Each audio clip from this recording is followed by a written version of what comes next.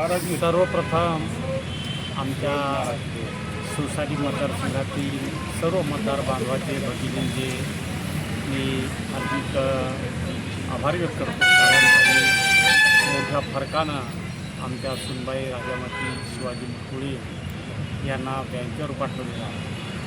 माझे वडीलसुद्धा 2 वेळा बँकेचे डायरेक्टर होते, मलासुद्धा त्या बँकेवर 2दा डायरेक्टर होतात आणि आता आमच्या सुनबाईसुद्धा डायरेक्टर झालेले आहेत.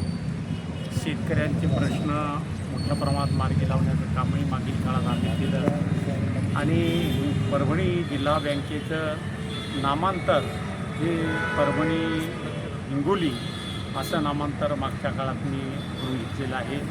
पण ही बँक आता वेगळं करण्याचं काम आम्हाला करायचं आहे. शासनदरबाई त्याचे प्रयत्न आमचे चालू आहे.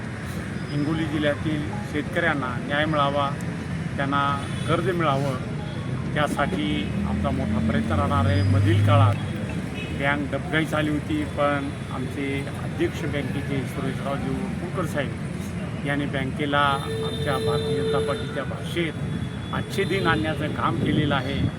आता महाराष्ट्रातली सगळ्यात टॉपवरली बँक आमची परभणी हिंगोली जिल्ह्यामधली बँक आहे.